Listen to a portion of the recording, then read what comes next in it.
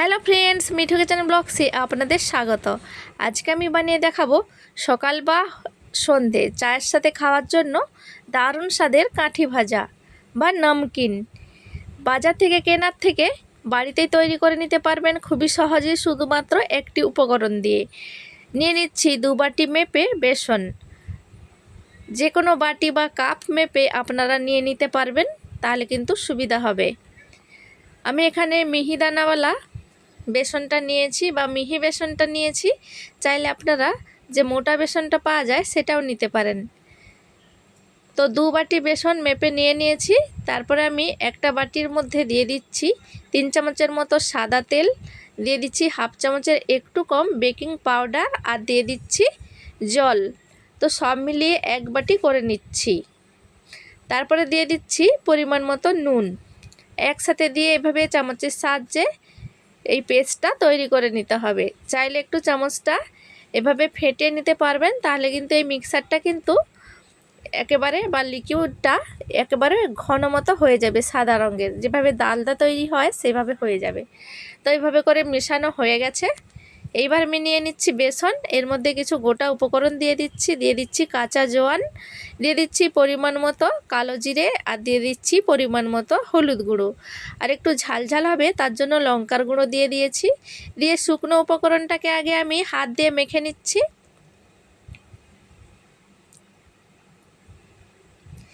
তারপরে যে লিকুইড তৈরি করে রেখেছিলাম সেইটা নিয়ে নিচ্ছি। তো 2 বাটি বেসনের জন্য আমার লাগছে এখানে তেল আর জল মিক্স করে 1 বাটি জল। অল্প অল্প করে দিয়ে এই বেসনটাকে মেখে নিতে হবে।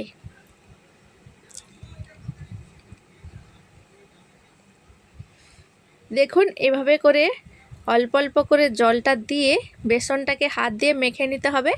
একেবারে বেশি জল কিন্তু দেওয়া যাবে না।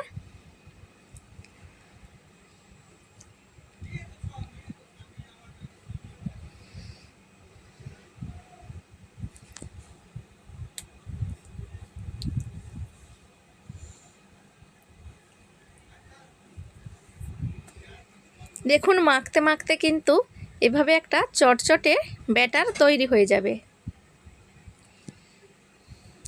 ভালো করে বেসনটাকে মেখে নিতে হবে।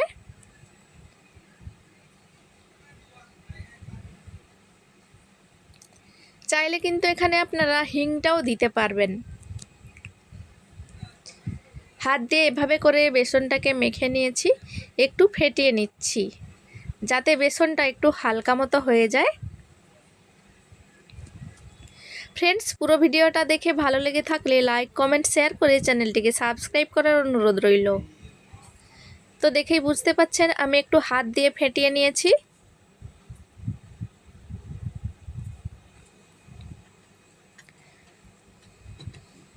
টেক্সচারটা দেখেই বুঝতে পাচ্ছেন কিভাবে রেখেছি। তারপরে একটা গ্লাসের মধ্যে বাটার পেপার নিয়ে নিয়েছি, পাইপিং ব্যাগ দিয়ে দিয়েছি, দিয়ে এভাবে করে বেসনের মিক্সারটা দিয়ে দিচ্ছি।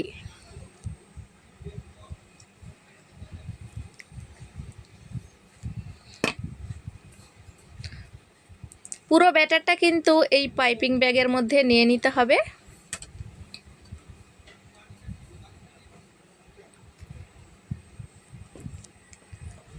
দেখুন, পুরোটা নিয়ে নিয়েছি, ভালো করে মুছে নিয়ে নিয়েছি। আজকে কিন্তু আমি কোনো রকম মেশিনের সাহায্যে এই কাঠি ভাজাগুলো বানাবো না। আজকে আমি একটা বোতল নিয়েছি। এই বোতলের মধ্যে সামান্য একটু সাদা তেল এভাবে করে কচলে দিচ্ছি, যাতে বোতলের ভেতরের অংশটা পুরো সাদা তেল লেগে যায়।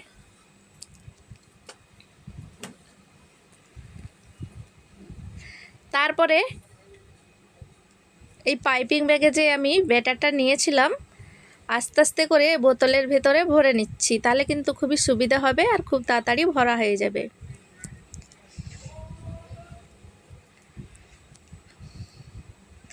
তো এইভাবে করে আমি ব্যাটারটা প্রথমে ভরে নিচ্ছি বোতলের মধ্যে, তারপরে দেখাচ্ছি।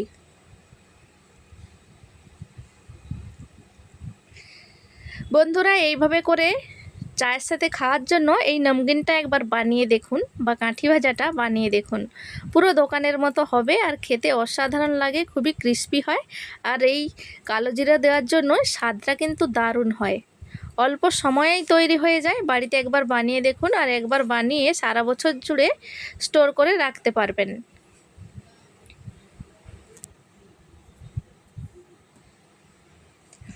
তারপরে এই যে ছিপিটা বোতলের বা ঢাকনটা, এটাকে আমি একটা ছুরির সাহায্যে এইভাবে করে স্টারের বা প্লাসের আকারে তৈরি করে নিচ্ছি, ছিদ্র করে দিচ্ছি। দেখেই বুঝতে পারছেন আমি কিভাবে তৈরি করে নিয়েছি। এভাবে করে তৈরি করে নিয়েছি। তারপরে বোতলে ছিপিটা লাগিয়ে দিয়েছি। একটা বড় বাটির মধ্যে আপনাদের দেখিয়ে দিচ্ছি, দেখুন কিভাবে পড়ছে। এইভাবে ডিজাইন হয়ে কিন্তু পড়বে, কাঠি ভাজা যেভাবে হয় সেভাবে। এইবার আমি রান্নাঘরে চলে যাচ্ছি। রান্নাঘরে গিয়ে একটা কড়াই গরম করে নিয়েছি, দিয়ে দিচ্ছি পরিমাণ মতো সাদা তেল। তেলটাকে আমি মিডিয়াম গ্যাসে গরম করে নিয়েছি।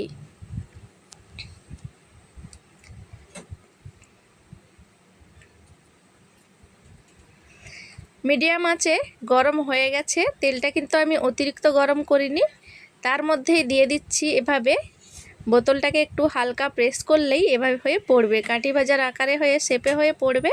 তো এভাবে আমি ঘুরিয়ে ঘুরিয়ে ভালো করে শেপটা দিয়ে দিচ্ছি।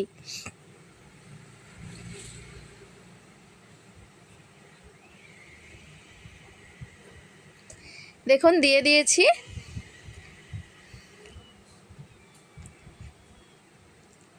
একটু ভাজা হয়ে গেলেই তারপরে উল্টে পাল্টে আমরা ভেজে নিচ্ছি।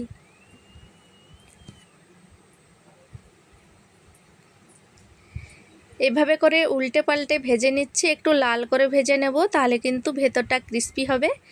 আর বেশি ফুল আঁচে কিন্তু ভাজবো না। দেখুন এভাবে উল্টে পাল্টে লাল করে ভেজে নেওয়া হয়ে গেছে। এবার আমি প্লেটের মধ্যে তুলে নিচ্ছি। তো দেখেই বুঝতে পাচ্ছেন বন্ধুরা কতটা দারুণ হয়েছে। বাড়িতেই এভাবে বিনা মেশিনে এতটা দারুণ কাঠি ভাজা তৈরি হয়, আপনারা না দেখলে বিশ্বাসই করতে পারবেন না। একবার বানিয়ে দেখুন, খেতে দারুণ লাগে আর বানাতেও দারুণ লাগে। তো আবারও আমি এভাবে সেকেন্ড ব্যাচে দেখুন কাঠি ভাজাগুলো এভাবে করে তৈরি করে নিচ্ছি। আমি কড়াইয়ের মধ্যে তৈরি করছি, চাইলে আপনারা ফ্রাইং প্যানের মধ্যে তৈরি করতে পারেন, তাতে কিন্তু বেশ ভালো হবে। যেহেতু কড়াটা গভীর আছে তাই এভাবে হচ্ছে।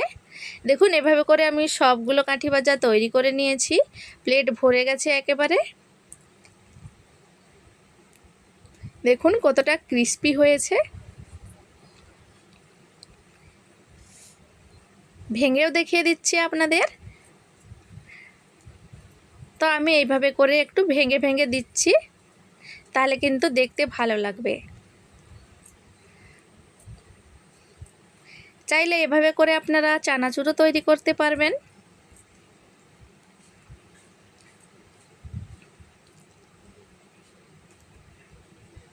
শুধু মুখেই কিন্তু খেয়ে নেওয়া যাবে, এতটা দারুণ লাগে, এতটা স্বাদ লাগে।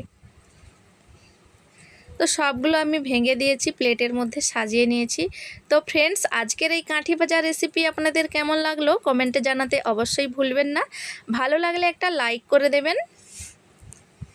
তো আজকে আমি কাঠি ভাজা তৈরি করলাম, তারপরে আমি চা বানিয়ে গরম গরম কাঠি ভাজার সাথে সার্ভ করে দিয়েছি। তো ফ্রেন্ডস, আজকের এই রেসিপি এই পর্যন্ত। আবার দেখা হবে পরবর্তী ভিডিওতে। ভালো থাকবেন, সুস্থ থাকবেন।